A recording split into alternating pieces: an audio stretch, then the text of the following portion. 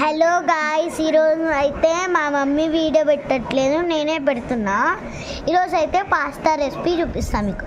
First అయితే టమాటాలు ఉల్లిగడ్డలు కట్ చేసుకోవాలి. దాని తర్వాత ఆలుగడ్డది పీల్ చేసి వాటర్ తీసుకొచ్చి పీసెస్గా కట్ చేసి ఇవి నీళ్ళలో వేసి 1 అవర్ 2 అవర్స్ పెట్టాలి. దాని తర్వాత క్యారెట్, పుదీనా, ఇంకా కరివేపాకు, పచ్చిమిరపకాయలు ఇట్లా చిన్నగా తరుక్కోవాలి.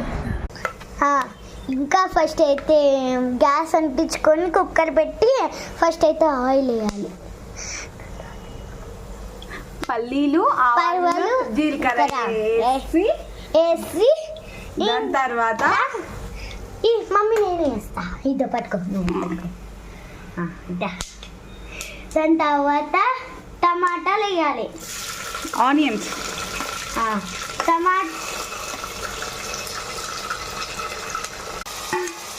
నాకేం అర్థమవుతలేదు.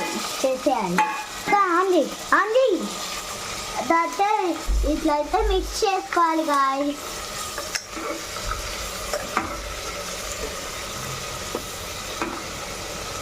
మెట్లకు చేయండి.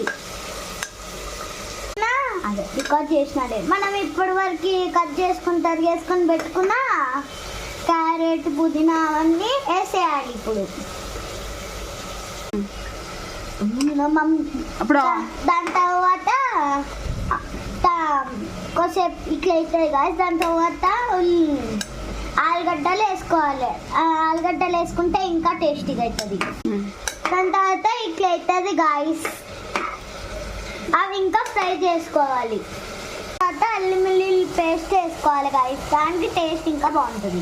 వేసే జరా 5 minutes వరకు ఉడకబెట్టాలి గాయస్. మన ఫేవరెట్ ఇంగ్రీడియంట్ మ్యాగీ మసాలా వేసేయాలి. దానికి ఇంకా బాగుంటుంది. ఉప్పు, మ్యాగీ మసాలా.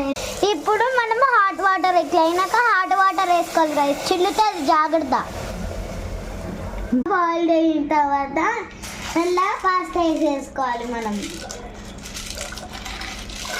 గైస్, ఈరోజు నేను మా డాటర్ కలిసి రా పాస్తా అంటే ఎడిట్ చేయకుండా పాస్తా రెసిపీ షేర్ చేస్తున్నాము. మీకు లైక్ చేస్తే ఏం చేయాలి బేటా? సబ్స్క్రైబ్, ఇప్పుడు చేయండి. పాస్తాకి తగినట్టు వాటర్ వేసేసి మేము 4 to 5 మెంబర్స్కి చేసుకుంటున్నాం పాస్తా. ఇలా చేసి ప్రెషర్ కుక్కర్లో ఒక 2 విజిల్స్ సెట్ చేస్తే మన పాస్తా రెడీ. Bye guys.